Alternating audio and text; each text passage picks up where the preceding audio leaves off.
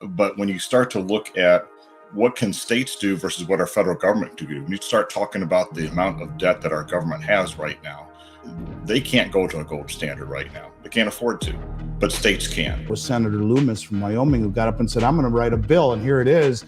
And we're going to fund it by take a portion of the funds that we would get by revaluing the gold of the United States. And in essence, Janet Yellen could do that anytime she wants. She doesn't even need congressional approval. She just needs to tell Jerome, jack up the price. You look at how empires come to an end. It isn't that they are attacked externally. It's the kind of they eat their own lunch.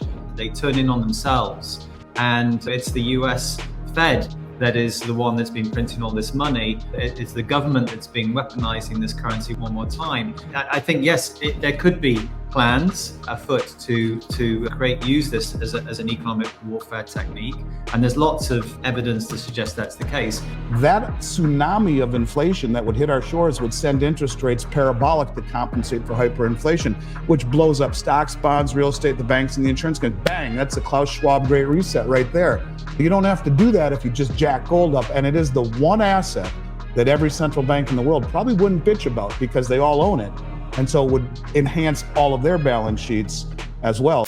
In a world edging towards economic collapse and societal upheaval, we're up against a real polycrisis. Inflation is eating away at our savings. A shaky banking system is putting our financial security at risk. Government debt is at unthinkable record highs. And the wealth gap keeps growing thanks to an unjust monetary system. Add in AI and advances in longevity disrupting jobs. A looming property crisis. Geopolitical tensions. And it's clear we've got our work cut out for us. Our podcast is here to offer some hope. We're all about navigating these challenges by advocating for sound money principles and smart use of tech. Our goal is to help you take control of your financial future, showcasing resilience, determination, and practical solutions in these turbulent times. My name is Jason Cozens, founder and CEO of gold currency platform Glint. And I am Andy Schectman, CEO of gold bullion dealer Miles Franklin. Welcome to the Resilient Compass podcast. A quick one before we get back to this episode. Just give me 30 seconds of your time. There are two things I want to say.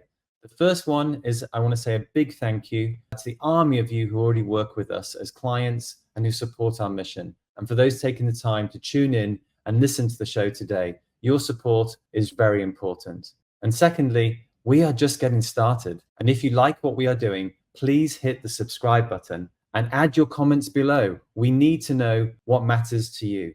It is really important to help us grow and spread our mission. Thank you. Now back to the episode.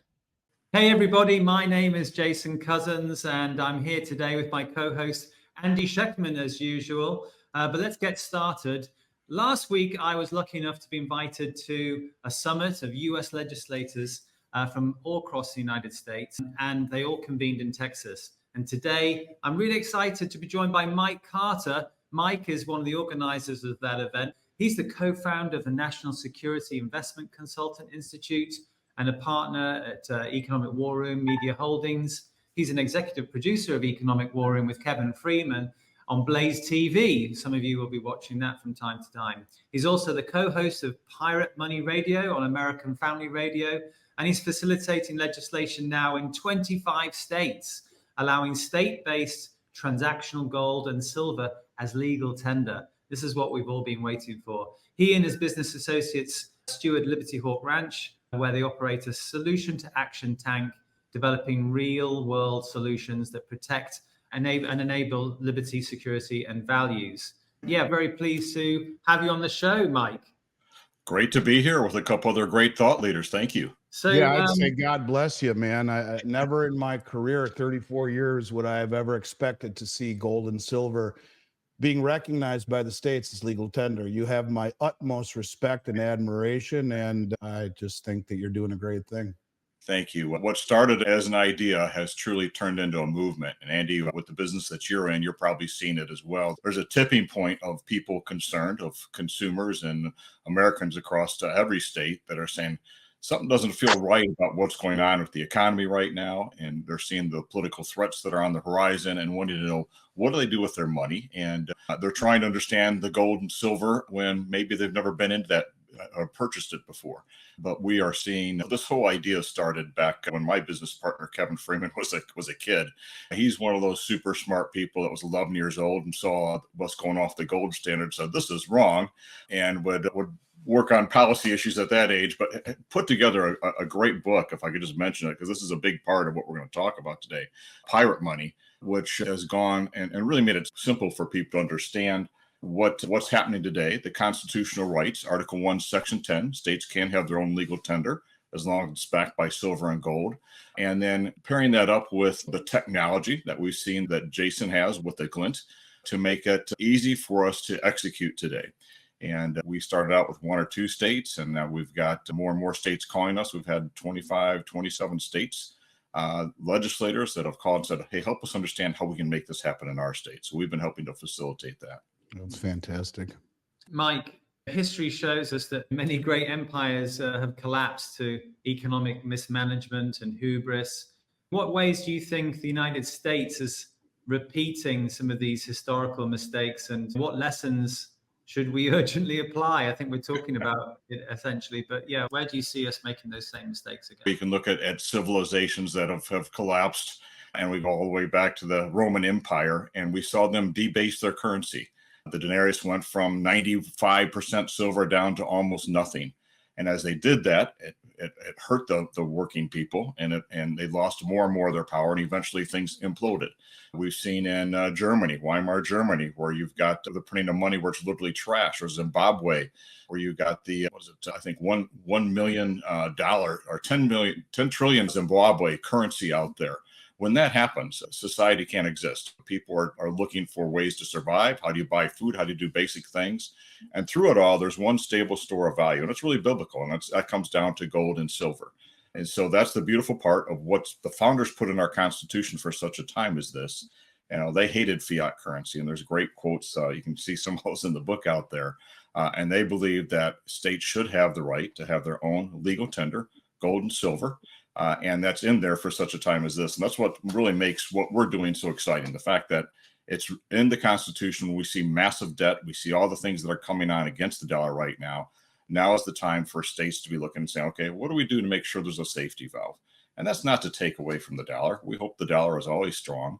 We think that the dollar will be one of maybe several reserve currencies, but we might not be the only reserve currency.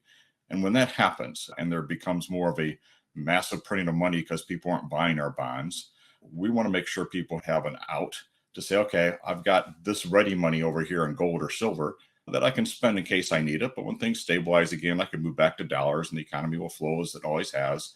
Again, we want to see a strong dollar. We want to see other ways to pay, though, that give people options and choices. Yeah, Andy, you were talking about this basement of currencies just last week, I think, weren't you, if I recall rightly? Yeah, the debasement of the currency is off the charts, and people don't quite understand it. What Mike is talking about is so very important. If you're not a contrarian right now, you're darn well destined to become a victim. The speed at which it is accelerating is unsustainable, and the scope of how big it is, I think, is beyond the scope of most people's comprehension, at least until they stop and think about it. If you work long enough, everyone will make $1 million over the course of a lifetime. You're not going to save it, maybe, but you'll make it. And so it doesn't sound so big. Million isn't so big anymore. Billion, there's a couple thousand billionaires in the United States. Doesn't sound so big. But 1 trillion seconds ago was 31,688 years ago. We are a government that is creating 100,000 in debt every second, 24/7, 1, 2, 3, 4, 5, and keep on going. And that's how much, that's $1 trillion every 100 days. It took over 200 years to do that the first time. So the amount of irresponsibility in terms of fiscal policy is ridiculous. And the brain dead monetary policy of the Federal Reserve is ridiculous. These states that have the courage to say we need to protect our constituents from this irresponsibility is really amazing. And like I said, I've been doing this for 34 years, and I never thought we would come to a place where you have 11 states that have already signed on to it, and another 20 plus that are reaching out. And this is the American spirit. This is the American spirit, the resistance, if you will, standing up to the lunacy. So I think it's incredible. The fact that I own a precious metals company aside, I think if people really understood the depth at which we are indebting our future generations, and it's for real. Everyone focuses on $35 trillion debt. How about 150 or 60 trillion in unfunded liabilities? Medicare Part B, 99 trillion underfunded. Part D, 22 trillion. Social Security, 77 trillion. Balance the budget today. How the hell do we pay for all this stuff? Especially as we've squandered the good graces of our foreign creditors by weaponizing the dollar in the treasury market.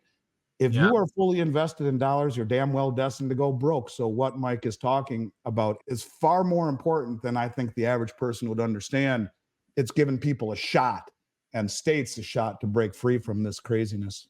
Yeah, and Andy, there's a normalcy bias out there that people think the dollar has always been a dollar and fiat currency has always been fiat currency. But that's not the case. We didn't go to that until we got a complete off it in 1971, but we started to get off a gold standard much earlier than that. But when you start to look at what can states do versus what our federal government can do, when you start talking about the amount of debt that our government has right now, they can't go to a gold standard right now. They can't afford to, but states can. And so the fact that we've got this in the Constitution, that states can have their own legal tender backed by gold and silver is, to me, it's just a miracle that it's there. And the states have that right. Now states just need to understand they have the constitutional right to take that power back and have another way to pay. Jason, can I jump in? I know you have an outline and we wanted in the sake of time, but there is one other thing I'd like to mention about what he said, because it's really important. And that is something that we keep hearing more about. Gold is held on the Federal Reserve's balance sheet and everyone else is in something called the revaluation account. Can't make it up. And the head of the Dutch National Bank keeps talking about this. But bringing it home a little bit more closer to home, you had Trump speaking in Tennessee a few weeks ago at the Bitcoin conference, where he said, if I'm elected, I will create a Bitcoin strategic account. And shortly after that, it was Senator Loomis from Wyoming who got up and said, I'm going to write a bill, and here it is. And we're going to fund it by partially take a portion of the funds that we would get by revaluing the gold of the United States. And in essence, Janet Yellen could do that anytime she wants. She doesn't even need congressional approval. She just needs to tell Jerome, jack up the price. Every $4,000 increase in the price of gold would create $1 trillion free and clear in the Treasury General account. We live in a world where people think Bitcoin can go to $1 million and that's okay. Why not put gold at $120,000 an ounce? Why not? Every central bank in the world has been buying it for the past several years. They all own it. And it is what it is. If you're willing to pay $120,000 for gold from around the world, we'll buy it. That's what it is. Now, if you offset that against your liabilities, your balance sheet is perfect. It goes from putrid to pristine, just like that. And so when we talk about the chances of gold coming back to a system, if Trump wins, there's a high probability that Judy Shelton will be the head of the Federal Reserve. She is a gold bug advocate. She is a advocate of the gold standard and is talking about selling treasuries 30-year in duration, redeemable in gold. What I'm getting at is I do believe we are heading back to, it may not be exactly the way that it was, but I do believe we are heading back to a time where gold will have a whole new relevance. And what you guys are doing and what Jason is doing and what we do is allowing people to understand this way early and to get positioned before it is revalued to a level that most people will never be able to afford. Now, I'm not saying it's going to happen, but when you see a senator from Wyoming bringing it up, when you see the head of the Dutch National Bank pounding the table about this over and over again, there are very few things that will get us back on a path of fiscal sanity. Gold is it. Andy, can you just be really clear about this? How exactly would that mechanism work? Would the US Fed have to say, we're prepared now to buy gold at this price? Yes. Be an always there buyer in order to drive that price up? They would have to, and that is what the price is. I'll give you another example. In Shanghai right now, for the past year, the price of silver has been far higher than it is in the West. Right now, it's $4 an ounce higher than it is in London or New York. So if you are a trader who has the ability to buy in the West and deliver in the East, you get $4 an ounce higher. That is what the price is. But if it were made globally, and look, any person or entity that would like to deliver gold to the U.S. Treasury, we will pay you $120,000 an ounce for. Now, I know that sounds crazy, But you got James Rickards saying $27,000 an ounce would be by taking the M1 money supply and dividing it into the amount of debt we have, or the amount of gold rather supposedly held at Fort Knox, which hasn't been audited. And he comes up with 27,000 at a 40% backing, giving the 60% monetary latitude to do things that governments want to do. And it's interesting, if you look at the new unit settlement currency that was proposed, at least in terms of, in principle, agreed upon for the BRICS, it's 40% gold backed, redeemable upon request. That gives 60% monetary latitude to create money to do things that politicians want to do. But that 40% tether holds them down to earth, because all politicians will always choose inflation over austerity. But to your point, yes, if we said to the world, gold is now 120,000 an ounce, and if you want to sell it, we will pay you for that. That is what it is. In essence, it's what someone will pay for it. And it's not arbitrary. It's just what someone will pay for it. That would drive all buyers to be paying the same price. Correct. And if they believed that they were in there to do it, the US can print as much money as they want to deliver those dollars for that gold, of course. In the short term, would I be right in saying they're better off doing that sooner rather than later, whilst the dollar still has some perceived value? 100%. 100%. They always say inflate or default are your two choices. How about revalue gold? And that would devalue the dollar, and that would create inflation, and there would be pain, of course, but it'd be a whole lot better than letting the entire system blow up as the world sheds dollars in favor of a BRICS currency backed by gold or whatever it is. The amount of demand that has been created for the dollar synthetically for 50 years because everyone needs to stockpile it to buy oil, if that ends and everyone dumps dollars in unison over at some point, that tsunami of inflation that would hit our shores would send interest rates parabolic to compensate for hyperinflation, which blows up stocks, bonds, real estate, the banks, and the insurance companies. Bang, that's a Klaus Schwab Great Reset right there. You don't have to do that if you just jack gold up. And it is the one asset that every central bank in the world probably wouldn't bitch about because they all own it.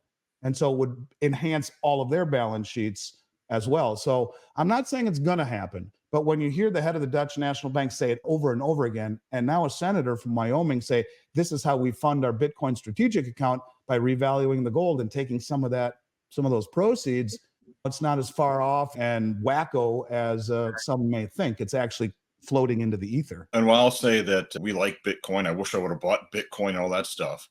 We're focused on two things as we look at legal tender, and that's gold and silver, because that's the one thing that's in the Constitution. So right now, the gold becomes the easy piece for states to move forward with a constitutional solution. And maybe Bitcoin comes into play or something down the road out there. But right now, what do we have that's constitutional? It's gold and silver. And the beautiful part about a technology like Glint Pay is if gold does go up, you pick the number, 40,000 an ounce, 27,000 an ounce, 120,000 an ounce. You can now take that and fractionalize that, and it's a stable store of value that everybody can deal with. Now, if I'm a hardworking American, I can't afford to buy 1 ounce of gold at maybe not at $2,400 an ounce, but certainly at 40,000 an ounce, I can't. But I can buy a fractional amount that will still allow me to go to the grocery store, get my groceries, do these things, and have a stable store of value. Yeah, exactly. 100%. Well, I mean, at the conference when we were there last week, Mike, you guys talked about these 5 undeniable truths. And of course, one of them was what we've just been talking about, the fact that this national debt which is often discussed in abstract terms, but it's very concrete. There's very much everyday consequences for the average American. It's very clear this is unsustainable. And even Federal Reserve Chairman Jerome Powell said in 60 Minutes that it was on an unsustainable fiscal path. The other one that you talked about is inflation. It's a silent tax, as we've discussed on this show, to both, especially the middle and lower classes. But how do you think that inflation is contributing to this economic inequality? Inflation hits those hardworking Americans that are feeling, they're the ones that are feeling the hardest right now. But let me even back up before we go into that, because you hit on some things, the 5 undisputable truths. And that's the things that we talked about, because I think it's a good way for people to put this in perspective. What do we have that's happening out there that's driving us to the need for a transactional gold and silver, or to get back to some kind of fair value weights and measures? One of those we just hit was just the debt is unsustainable. Second one, others are targeting our money. We're seeing the BRIC nations going after our money. We're seeing a move right now with BRIC nations, plus I saw up to 177 other countries all meeting in Russia in October to talk about what they're going to do with some type of currency. Now, whether they'll agree or not at that meeting on one common currency or a gold-backed digital yuan, nobody knows. But are they talking about that? Are they preparing for it? Did we see Saudi move away from the petrodollar? All these things are threats that create us to rethink about other ways to pay and make sure that we've got some type of safety banner out there. The third one is the wealth gap, and that's that inflation piece we talked about. When you start printing lots of money, it's the hard-working Americans that are feeling that right now. The fourth one is what's going on with central bank digital currency control, where you won't own the money. You'll have a license to use the money, and they'll be able to control what you can or can't do with it. And then the fifth one is the way we do things. Money is changing. PayPal, Apple Pay, all those things out there exist. There's new ways to do payments. And those are the five things that say what we're talking about today. When we look at getting to gold as fair weights and measure and value, gold and silver as transactional currency, these are the things we want to go after.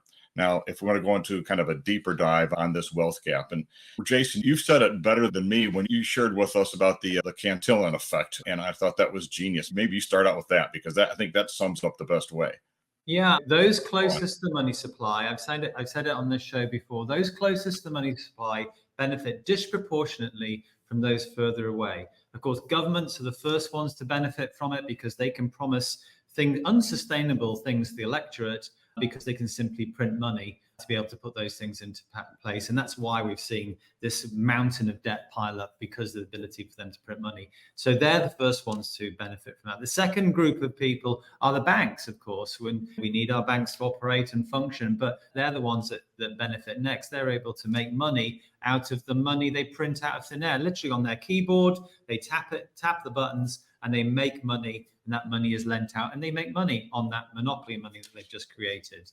And then, of course, the third privileged group are the wealthiest in society. Those people who are closest to those bankers who already have money. They've been able to borrow money for next to nothing for the last 20 odd years, the last couple of decades. And they've been able to use that to buy real world assets, be it housing, property, businesses, stock markets, before those things have had a chance to inflate. By the time any money gets to the middle classes or the lower, least well off, that those assets, of course, have all gone up in value. And this is just really demoralizing for people. Young entrepreneurs coming out of university wanting to get ahead, hardworking people wanting to build a life for themselves and their family, they just feel like they're swimming against the tide, because no sooner have they saved some money. For instance, maybe they're planning on saving for the next 10 years to put a deposit on their house. Suddenly they realize that house is worth more and their deposit isn't worth the money it's printed on. So this is something that really people don't talk about. You have a situation where the media will talk about inflation as being the reasons for inflation are rising grocery prices, as an example. The rising grocery prices are a consequence of the inflation of the money supply. And now, of course, you've got certain politicians coming out and saying they're going to force people to put a cap on groceries. This is socialism. This is failed communist experiments where they start getting involved in capitalism. We have a very efficient marketplace when it comes to groceries, for instance. It's a very diverse marketplace. You've got people in the farmers markets offering you food. You've got supermarkets. You've got, in any one town or city, multitude of places where you can buy food. And of course, those market prices are finding their natural position. It's not the fact that the supermarkets are gouging themselves on profits, as we've heard, I think, out of this week. It's terrible. What I was hearing was like something out of the former Soviet Union. It is the fact that the money printing that went on, unnecessary money printing as well, especially after COVID, has led to an inflation in the money supply. Sorry, that was a bit of a diatribe, but no, it's really important, Jason. Just two comments. One, the wealthy people are the ones that benefit from inflation because they all own assets, to your point. It's not their bank accounts where they make their money, it's their assets. And so the cost of living for food and energy and housing and all of the things that the lower income people are spending a disproportionate amount of their income on is affected. And you're right, it just goes to show how naive we've all become when it comes to understanding inflation. It is each and every time and always a monetary event. It is an increase in the money supply. An inflating of the money supply is inflation. The byproduct of that is rising prices, whether it be by distorted supply chains or not, that's irrelevant. It is an inflating of the money supply. So when you talk about blaming the greedy price gouging businessmen and women or the grocery stores, it's just complete and total lunacy. So you're right. Owning precious metals gives you the ability to sidestep the monetary irresponsibility, the fiscal irresponsibility by the people pulling the purse strings. You're right. Exactly. I used to be in the consumer products food business, and we would look and say, okay, we would look at the average American and what they could afford. And we would adjust because we knew they only make so much per week or so much per month. They can only spend so much on food. And so you have a choice. You have to either take a price increase as energy costs go up, as labor costs go up, and whatever else might be the case. But at the end of the day, if it comes down to taking a price increase, which those retailers don't want either, then you say, you know what? We need to make sure they still get something. So you start to cut a little bit of the product ounces out. There's that shrink factor that comes in there. But that's planned to be able to target the pocketbook of what hardworking Americans can afford. And I'll share this. We had a whistleblower on our show from South America, and he tells the story about when he was a kid, his dad owned a manufacturing company. And when they were going through this record inflation, he would watch as the paychecks went out to the workers in the factory. They'd run to their cars, get in the car, run straight to the bank, get their money, and run straight to the grocery store because they knew that day everything was on sale that day. And the next day, it could be 20% higher, 30% higher. We saw in Venezuela inflation 124%. So the ability to have some ready money in gold and silver in case those things happen. And again, we don't approach anything from a spirit of fear. We look for solutions and hope. And I'm not saying this is going to happen, but it's wise to be prepared. Wouldn't it be great if Americans could have some ready money in gold, that if we start to see a big jump in inflation, and I'm talking about every American out there being able to afford gold, with an application like a Glint, with a state-based transactional currency, something like that says, hey, okay, they're printing money like crazy. Food prices jumped up 20%. But you know what? I got my gold card. I'm going to go spend that. Or I've got my gold and silver coins here, which gives me great peace of mind and security in case I need that for something else. These are the types of ideas and solutions we're talking about here that help ensure economic liberty, help ensure that you have another way to pay, and we can build from there. We've mentioned now some of your 5 undeniable truths. We've mentioned unsustainable debt. We've talked about inflation. We've talked about the fact that currency is under attack. On the fact that currency is under attack, to be honest, I lean slightly other way in that we're doing it a bit. The US government and other governments are doing a good enough job of destroying the currency itself. And I think a lot of the analysis, you look at how empires come to an end, isn't it they are attacked externally? It's a kind of they eat their own lunch. They turn in on themselves. And it's the US Fed that is the one that's been printing all this money. It's the government that's been weaponizing this currency one more time. I think, yes, there could be plans afoot to use this as an economic warfare technique. And there's lots of evidence to suggest that's the case. But we've also got to take responsibility ourselves, haven't we? And look what's been going on inside our own federal institutes and government as well.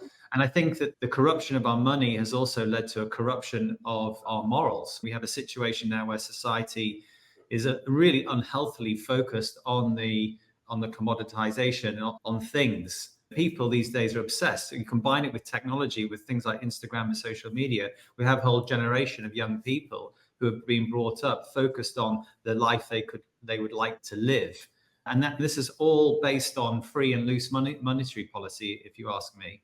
But anyway, the next one, I suppose, about that de-dollarization, how does it really affect us? Because I think a lot of people, Andy, will be thinking, inflation's coming down, isn't it? What are these guys talking about, hyperinflation or semi-hyperinflation environments? What's the problem? I think people need to understand that how this unfolds is as people de-dollarize, they stop buying our debt. And then the Fed will have to step in, won't they, and print more money to buy our own debt. And that's where inflation comes in. Isn't that correct? 100%. And inflation is an increase in the money supply. But when you talk about hyperinflation, the synthetic demand created by the dollar, or by everyone else having to stockpile dollars for 50 years in order to buy oil, it seems to be coming to an end. We can call that Bretton Woods 2, where the dollar became the petrodollar. The exclusivity of it, where every country in the world would use dollars to buy oil. That synthetic demand seems to be coming to an end. Not only did Saudi Arabia say, we're not going to re-up the exclusivity last month, but we'll still take dollars. But to Mike's point, they've joined BRICS. Every single OPEC country is on the Belt Road Initiative. They've joined the Shanghai Cooperation Organization, which is the largest regional financial and military organization in the world. They've joined the BRICS New Development Bank. And now they are a full participant in Project M-Bridge, which is a huge deal, much bigger than people think, because Project M-Bridge is a cross-border payment system that is a joint cooperative project between China, Hong Kong, UAE, and Thailand, backed by the BIS for cross-border payment system. But there was a meeting in Novigrad, Russia a few weeks ago where the head of the BRICS New Development Bank, Dilma Rousseff, the former president of Brazil, came out and said, we have agreed in principle to a common settlement currency. So everyone keeps saying there won't be a common BRICS currency, and maybe they're right. This isn't a common BRICS currency. The theory is to trade everyone's CBDC, central bank digital currency, over M-Bridge for local settlement. And we've seen that for the last year. China trading with Saudi Arabia for digital yuan for oil, which is immediately convertible into gold, which is what? The only other tier one asset as redefined by the BIS in 2019, or India trading with Russia for rupee and ruble and back and forth. But the common settlement token, according to Delma, agreed in principle, is 40% gold backed, 60% basket of BRICS currencies. And so when you talk about a common settlement currency, I don't think people were thinking this way. They're thinking, who's going to trust? They'll never trust each other. There are too many differences. Fine. Every country has their own CBDC traded over M-Bridge, which is not compatible with dollars. Delma said, in theory, we've agreed to the new unit token settlement currency. It has to be ratified in September in a meeting in China. Maybe we'll roll it out in October in the big meeting, as Mike mentioned. But it is 40% gold backed and kilo bars deliverable upon request. And so when you talk about the likelihood of a new settlement currency for energy being a gold backed currency, what it would do would be eviscerate the need for US dollars and eviscerate the need for US treasuries. And when you realize gold's doubled the performance of the 10-year treasury over 25 years with no counterparty risk, in other words, we're going to steal $5 billion in Russian assets, steal them, and use it to give to the military-industrial complex to build weapons to give to the Ukraine, the country they're in the war against. That's a line you don't come back from. Our system now is based upon nothing but trust, and we've squandered it. So these countries are now unifying together, and the only way to have a common settlement currency work that is not about promises and debt instruments of an insolvent country is to tie it to gold. And that's why I do think when the BIS reclassified gold as the world's only other tier one asset, and the BIS being the most powerful bank on the planet, and the central banks buying it at a level the world has never seen before and bringing it home, the home part is interesting. I just want to real quick mention, the home part is very interesting. If you read the white paper on the unit, it says the gold and the 60% basket of BRICS plus currencies used to mint these tokens that will trade over M-Bridge, which is not compatible with US dollars, which Saudi Arabia just became a full participant in, will be held within the borders of the countries that possess it. So all of these countries, over 40 countries, have brought their gold home from the Bank of England and the New York Fed over the last 2 years. India just brought 100 metric tons home from the Bank of England. They've held there since 1991, which would give them access to the LBMA. Saudi Arabia and Egypt and 9 African countries brought all their gold home last month or the month before from the Fed, giving them access to the COMEX, because the tokens are minted within the borders of the countries that possess the gold and independently and continuously audited. So what it basically says is these countries will not need to have a common currency. It'll be a common settlement currency that is independently audited, but within their own borders. You don't have to trust Beijing. You don't have to trust Moscow. It's a system that will enable the dollar and the current system to be forsaken. What you guys are doing is massive to give everyday people the ability to hold gold, because I do believe gold will go to levels that no one thinks possible, will be revalued to a much higher level and pegged to a new system, and therefore never come back down. And most people will never have the ability to afford it, as Mike was saying. And that's where Glint comes in. That's where fractional ownership comes in. And I think it is a system that is needed. No one will ever trust the dollar again after the way we've mismanaged it and the weaponizing of it. When much of the world thinks the things we do are worse than what Russia has done, we're viewed hypocritical. This is a system that is bound to change very soon, and it will be gold that backs it, whatever comes from the ashes. Yeah, I think it was Elon Musk that said if you weaponize money enough, people will stop using it. For And we've sure. been doing that. Kevin Freeman, my business partner, is recognized as one of the world's economic warfare experts. He debriefed about the China threat, what's happening with the currencies and so forth way back in 2008, 2009. Did a report for the Pentagon on this, and they were shocked. They didn't think about economic warfare. And they asked him to come in and teach them how to use it. He goes, no, you don't use this. You just understand how it's being used against you. Unfortunately, what we saw happen was our government did use it, and they used it against Russia, and Russia was ready for it. And Putin's been playing it beautifully on his side. Now, I don't want to get in trouble for saying I'm tied in with Putin like Trump or something like that, but he saw what was going on, and he said, you know what, I'm going to be ready when they weaponize this. And he's working to have alternatives out there. That's the reality of where we're at today. And what happens with the Glint Pay is now you no longer need to be rich to be able to afford gold. Now everybody can have some gold. And what gives me encouragement as we walk these different state legislative meetings, different capitals, is we're seeing bipartisan support. Democrats and Republicans saying, wow, this is amazing. And when you start to see what else do you see bipartisan support on right now? But the fact that I could be a hardworking American, I could buy a little bit of gold each month in my paycheck. I don't want to have to spend it, but it's there if I do need to spend it. Let's say I get a flat tire. If I'm living paycheck to paycheck, it's hard for me to have the gold coin and so forth hidden and stored away on the side. But I got this money here that if I need to spend it, I can. And you know what? Maybe if I time it right, inflation hits, I'm going to get that tire for a little less than it would have cost me before, because at least my gold kept up with value that's out there. And that's the promise I see in terms of getting this thing across the finish line. We're also seeing state treasurers buy into this idea and saying, okay, we need to determine what we can do. In fact, we just had Marlo Oaks, the treasurer of Utah, speak at our conference, talking about why it makes sense for the state to have their rainy day fund, a percentage of their rainy day fund, in gold now. And the stuff that you talked about, Andy, it being a tier one asset. As the markets go down, it typically goes the other direction. It makes sense for states to do that. And there's other states that are talking about this as well. So, Mike, we've talked about your 5 undeniable truths: US national debt, inflation, the wealth gap, de-dollarization, and the biggest threat, I think, since to civil liberties we've had in a long time, which are central bank digital currencies. But you've mentioned, of course, a few times that a product or platform like Glint could be used to operate such a currency by the state. What a lot of people do ask, we get this question all the time: if Glint already exists, if you can sign up a Glint account today, which you can start buying, saving, selling, spending your gold with the Glint app, why does the state need to get involved? It's a good question. I think you need to answer it. Sure. First of all, I love Glint. I'm a user of Glint. Thank you for the technology and the proof of concept that you have there. You've had a working system out for 6 years now. I think states like that. There might be other platforms out there. We're platform agnostic, but you're the proof of concept. And we so appreciate you going to many of these meetings and showing people how this works. And also, I recognize as the Glint brand, you say, okay, can I develop my brand if I work with states to do this? It might not be quite as lucrative for you. There might be some significant upside out there as well. And there's 3 reasons why states need to be behind this as a state-based currency versus a private company. And we break those down in what we call the 3 T's. I mean, the first one is trust.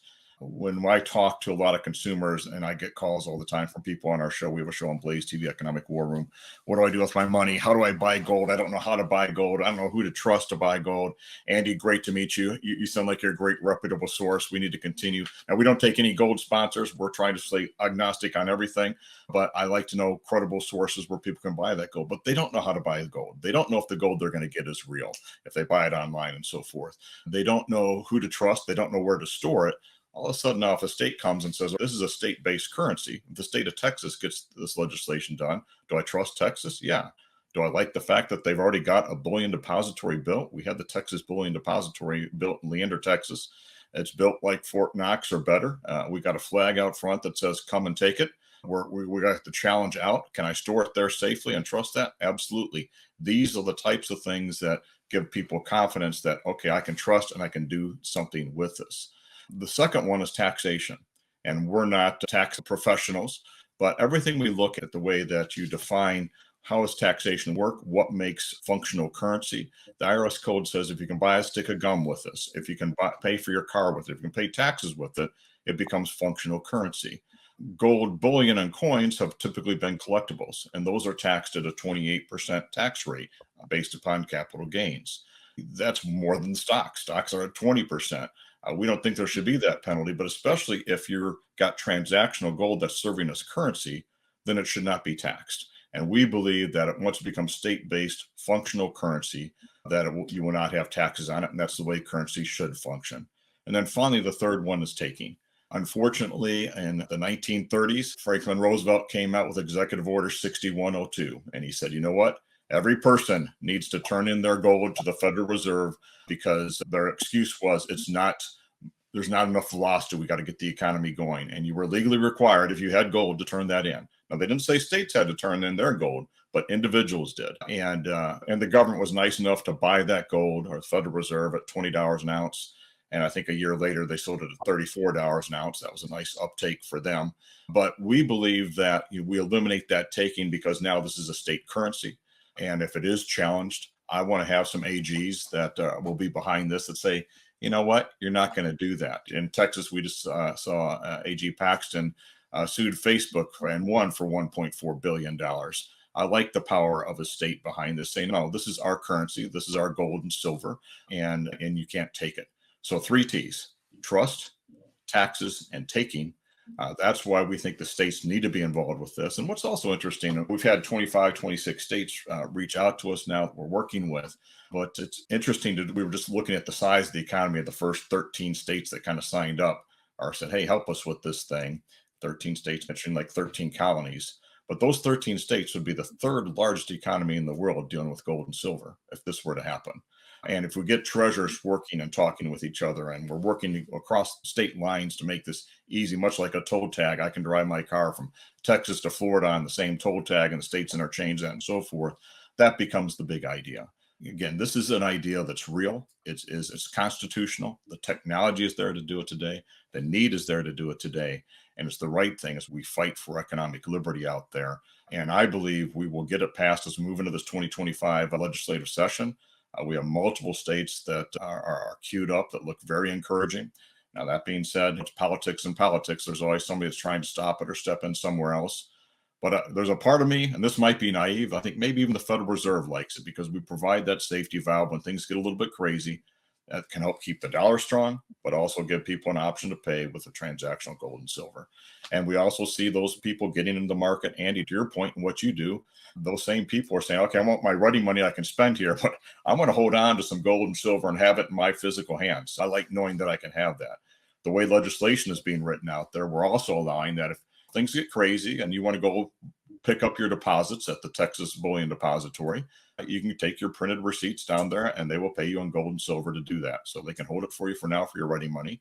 But I think people should have ready money that's transactional, that's spendable when they need it. Also have some hard assets in their possession in case things get really crazy out there or just because it's prudent to have. Yeah, completely agree. And you mentioned Roosevelt confiscating gold and paying everyone a 67-cent premium. That was a lot of money back then. 2067 is what they got for this $20 coin. That's the executive order he used to do it. That's Roosevelt right there. And then revaluing the price of gold to $35 an ounce. That's a 40% revaluation. That's the exact same thing that I was talking about. There is precedent for it. And the only question that I have is, at what point, when you have the majority of states on board, does the federal government acquiesce to stop taxing gold, as especially legal tender and tax, putting a 28% tax on it? It just becomes ridiculous. So at what point does the drive focus shift from the states to the Fed? Have you even thought about that? I'm just curious as a side note. I think that is the Fed going to automatically, or IRS going to say, oh, that makes complete sense, we're going to do this? Not necessarily. There's probably going to be some AGs that'll have to get involved and say, no, this is can you just explain what AG is, please, Mike, for people in case they don't know? Attorney generals, so that will have to stand up and say, no, this is functional currency. It's constitutional, and because it's a currency, it should not be taxed. Right. Now, if we look at the executive order that Biden put out for central bank digital currencies, it was, I think I got it over here, Executive Order 14067. There's 37 pages long of how central bank digital currencies are going to work and be defined. And within that, they talk about would central bank digital currencies be taxed according to the IRS code. their definition is that same definition where they said, hey, no, it wouldn't be taxed because it's a currency. It's not a collectible. You're able to spend it and do these things. They've almost set up a precedent there that says, hey, yeah, transactional gold and silver, same as central bank digital currencies, functional currency. Yeah, it's a currency, so it should not be taxed. We don't tax dollars when they go up due to inflation, thank goodness, although there's a hidden tax in there. But will there be some discussion potentially? Do we think that the law and the Constitution support the taxation piece or lack of taxation on functional currency? Yes, we do. Yeah, it's interesting when you think you can take pre-65 silver dimes and quarters, which are worth 20 times their face value right now because they were 90% silver by weight, and you turn in 1,000 face and get $20,000 back. You're selling dimes and quarters, which are legal tender, just prior to 65, and you pay 28% tax. It's pretty goofy. So this would be killing two birds with one stone, indeed, if they are saying that central bank digital currencies aren't taxable, and all of these states are saying gold and silver coins issued by a sovereign mint are applicable for all debts, public and private, including paying your property taxes. At some point, you have to wonder when the taxation ends. And that's conversations Jason and I have had offline. And boy, if that ever happens, you guys will be at the foothills of something hugely important to everyone in this country. And so it's a very admirable endeavor that you're embarking upon, and I'd like to get behind it any way I can. I can't think of anything more worthwhile for the country from a patriotic standpoint than to go back to take the power of money creation out of the hands of the government and give it back to the people, and to preserve their purchasing power, what that they work for every day, watching it being eroded by the irresponsible fiscal and monetary policy of the government. Yeah, this started as an idea, but it's really being led by citizen activists across the country. And I don't have any, like I said, we have no sponsors. We have nothing to gain politically from it. Do I care about economic liberty for myself, for my kids, for my grandkids? Absolutely. This is the most important thing that we can be working on, I think, for our country and for all hardworking Americans out there. So now, once we get this passed, do I want to be able to invest in the right things to take advantage of this? Absolutely. Do I need more gold? I do need to buy more gold. Andy, you and I will have to talk separately sometime on that. But this, we had other business initiatives we put on hold because we said, if we don't fix this, none of these other things matter. And so I really do think this is one of the most important things out there for America. And it's beyond what our plan. I believe that God has put this thing together, and the momentum that we're seeing out there is beyond what we're doing. So that's the good news. And we have to be faithful and be persistent.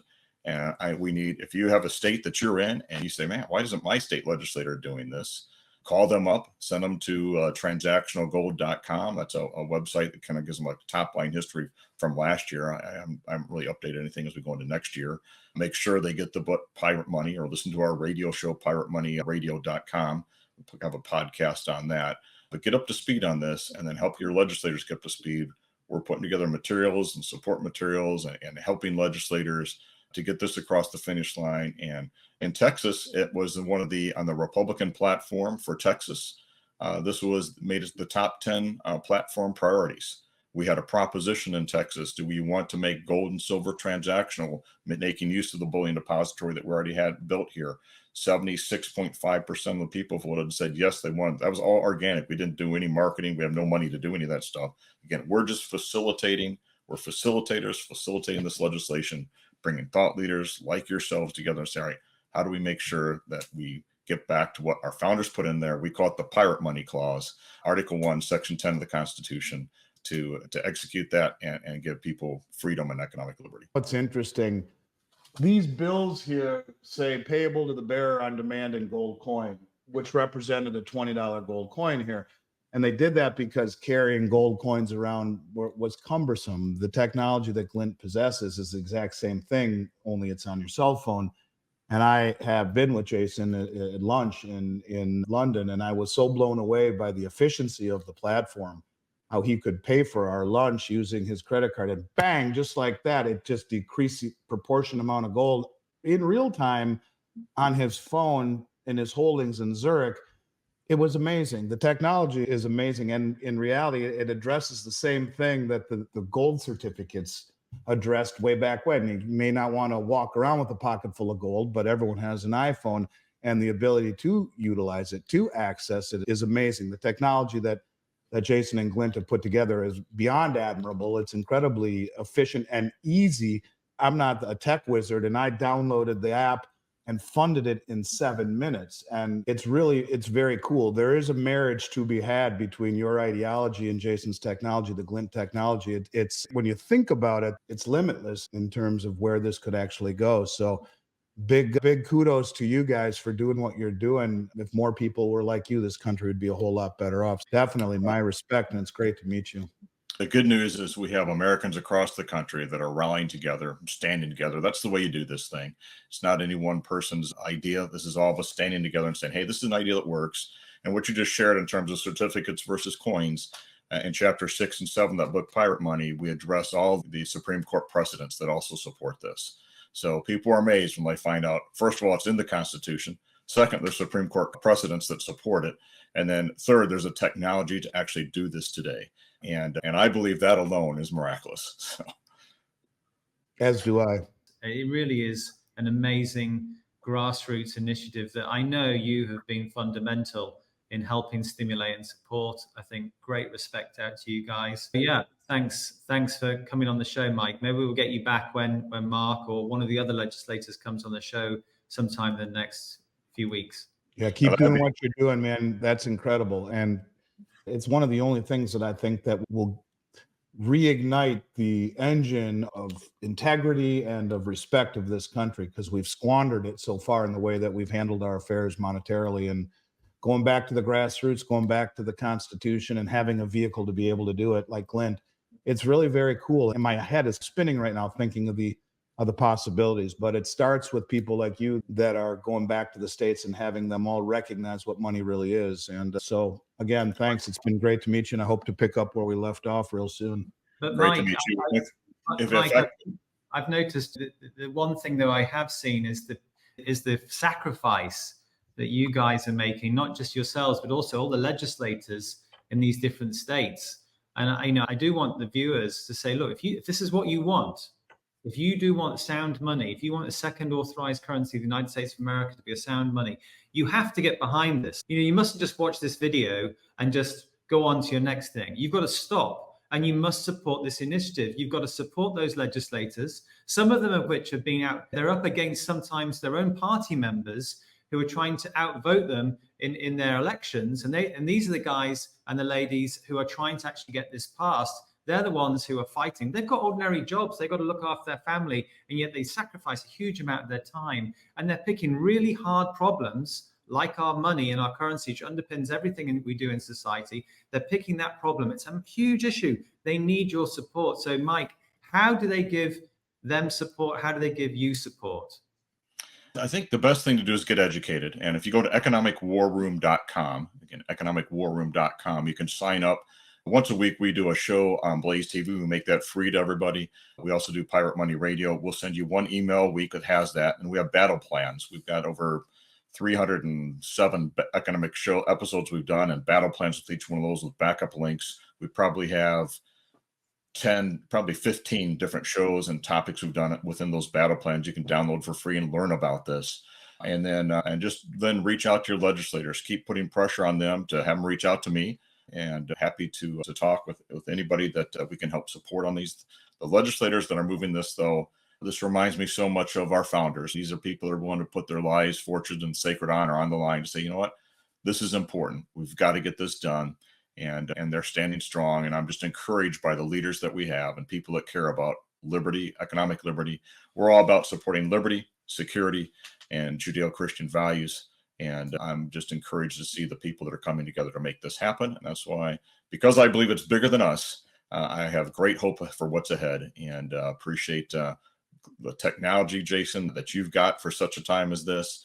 And Andy, as I hear you speak and your knowledge of this industry, we want all these thought leaders coming together to say, how do we make this as successful as possible, and give everybody an equal chance and fair weights and measures out there. Thank you, Mike. Yeah, thank you. Thank you. Andy, what did you think of that? I think it was fantastic. And God bless a guy like that. And it's very interesting when you think about your technology. Jason, your technology wowed me and blew me away the first time I saw it, and I've been asked to do things that were nowhere near what you've accomplished, but similar. And it's amazing when you think about the possibilities of going back to sound money and having the ability to transact with it. Inflation is running much higher than people think. The CPI numbers are just that. They're a complete and total lie, whether it be through substitutions. If steak is too expensive, you substitute ground beef, or taking out coffee because it's up 80%. Any way you look at it, inflation is here to stay. Our liabilities are far too great, and either you default or you pay for it. You pay for it through issuing bonds, but when no one wants your bonds because they've been weaponized and the dollar is being inflated away, it presents a problem. Owning gold and silver give you an alternative to that, but the drawback has always been, how do you access it? The ability to use it as legal tender and have an application that allows you to access it immediately, like Glint, is incredible. And I do see this being a lot bigger than I think people understand. The potential for it to be massive is really legitimate.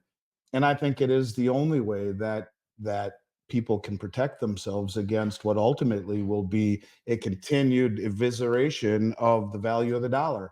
Owning gold and silver is not an investment, it's wealth. And you've proven that with your application, although it keeps pace and outperforms sometimes, most of the time, the inflation. It keeps pace with the standard of living. That's the whole idea behind gold. It's not to become wealthy, it is that it is wealth that has proven to be able to maintain your standard of living. And it keeps pace with inflation and often outperforms it. But the one pushback is the lack of the ability to transact with it. To have an app like this that meshes with the aspirations of a group that is trying to bring back sound money, it's amazing, and it has massive potential. So no, I think it was great, very eye-opening for me, for sure. Yeah, the corruption of our money is not just a moral hazard to our financial system. It's not just a moral hazard to capitalism itself, but it's a corruption of our lives. It's a corruption of our society. It is affecting us at all levels. And people really do need to wake up and see that this is a huge opportunity. The United States of America has a very privileged position of being a republic where the states can keep federal actions in check. And those states, the bills that are passed in those states, they are passed by legislators that are voted by you out there. You need to educate yourself about this. You do need to follow Mike's advice and go to some of the websites they've got. You need to read the material that they've got, and you need to support your legislators who are fighting for the very moral heart of your country. You need to do that now. I wish other countries had this balancing act, which you have in the States. Get active, join the other active people. I was amazed last year. It's actually just over a year that I met these guys after Glint was mentioned in the Texas Senate, where they said, look, if we bring out legislation like this, we're going to need a platform like Glint Pay. You need to you have the choice. You have the ability to make this happen. It's in your hands, and you'll only look back and kick yourself if you didn't get involved. And don't think someone else can do it. You need to be the one who does this. This is coming from a guy who lives in London, and which makes it all the more true. Here you are going back and forth between Senate hearings from the UK, and it just goes to show that the people in this country have lost sight of what money is. And through 70, 80 years of being told that the currency that we think is money, it's not, it's currency, and it's being constantly debased. It's much bigger than, I think you have to stop and think about just for a moment what it really means. And in order to maintain this inflationary agenda that allows the government to spend and mismanage the world reserve currency, we've gotten so far away from our constitutional roots that we're at a point now that if we don't do it, we're looking at really bad things happening to the dollar and to the value of our wealth as it continues to be constantly debased, because it's based on trust. And that's the key, is that it used to be backed by gold. And you could argue that it used to be backed worldwide by the need to stockpile it to buy oil. Both are, one is gone for sure, and the other is waning quickly, with Saudi Arabia not signing on to it. And so we are rapidly moving to the other end of the spectrum, a system based on trust that we've squandered. There is no trust. Yeah, it's huge, Jason. It really is. And kudos to you for building such an amazing platform and for proving that you can do the right thing and still run a great business and come here and help this country, not even your own country, but help this country get back to stable, solid footing, fiscal responsibility, monetary responsibility. And what better way to do it than use your program, which is an amazing business that you've built from the ground up, that could act as the platform. It really is. It makes me stop and think for a moment. And I think the potential is extraordinary as more people wake up. And when you realize that only 0.5% allocation exists in the United States of metals in any capacity, from Joe and Jane Sixpack to the Harvard Endowment Fund, the potential for Glint is extraordinary, not only as a vehicle, but as a company. And because I have yet to see anything that rivals it in its efficiency, in its utility, in how easy it is to use it and how straightforward it is to use it. And of course, with partners like BRICS who are safeguarding it, you couldn't have drawn it up any better. And that's probably why you are being asked to come and speak at these hearings. It's an honor to be here with you. It's an honor to be just a little part of these discussions, because it's really the missing piece. I've been speaking to the investor forever, but what you are doing, you're speaking to the masses. And that's a group of people who have either been ignored or have had no understanding. And if we can help bridge that gap and let people understand how relevant this is, how important it is, it's amazing. No, it's very cool. And I'd love to have him back on again and keep going a little bit deeper with him on where they're going, what his thoughts are, and where this could ultimately end up. Yeah, we'll get some legislators on here. Okay, we've run out of time. Just very quickly, everybody, last week we mentioned the book The Mandibles by Lionel Shriver. I'm really pleased to say, Andy, that she's agreed to come on the show. So we'll be sending out copies of those to those who commented about that book on last week's show. We'll send out some books. In fact, if you're still interested, we've got a few left. Make some comments in below this video about Lionel Shriver's book, The Mandibles, and why you think it's applicable to today. And we'll get the book out to you too. And Andy, obviously, we've been talking about transactional gold, the state's involvement, Glint's ability to use it electronically. You can download the Glint app from your favorite app store. Very easy, just by searching for Glint. What about those people who are looking for physical gold bars and coins that can be bought and delivered to them from your gold bullion dealership? The best way to do that would be to send us an email at info@milesfranklin.com and say you saw us on this podcast. And we will send you info@milesfranklin.com. We keep our price list, our really competitive price list, close to the vest for many reasons. We don't publish it, but our prices are typically better than 99% of the companies in North America. None of them would have a good of a track record as we do, those that could even come close. And any questions that you've heard on this show, or just you want our special price list, info@milesfranklin, and you heard it on the Resilient Compass podcast, and we will send you our price list with no obligation. That I think you will see is incredibly competitive. And it's true. It's true. And the gold and silver that I've been accumulating for 34 years, I don't walk around with a gold eagle in my pocket with the intention of spending it, but I do have a Glint card. And the more that I think about it, the more that it just makes perfect sense for anyone who believes in sound money, and especially anyone who doesn't want to leave their money in a banking system that is way over leveraged and undercapitalized. What better way to do it than to leave it in an account that gives you immediate access to utility, held in a BRICS facility, the most prestigious name in storage in Switzerland. It's just with immediate access like that, anywhere that takes a MasterCard.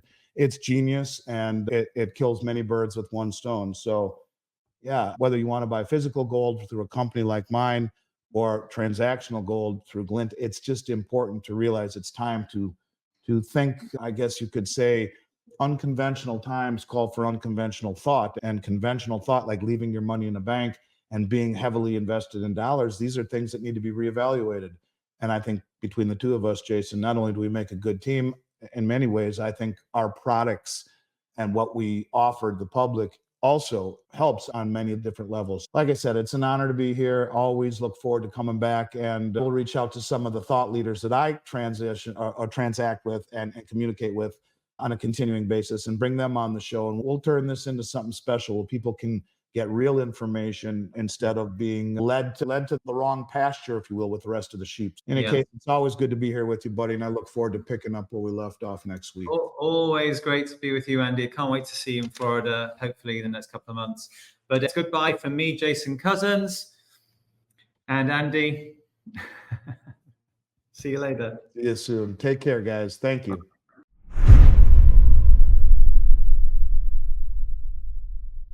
And remember to subscribe, because you need to know when the next episode's coming out.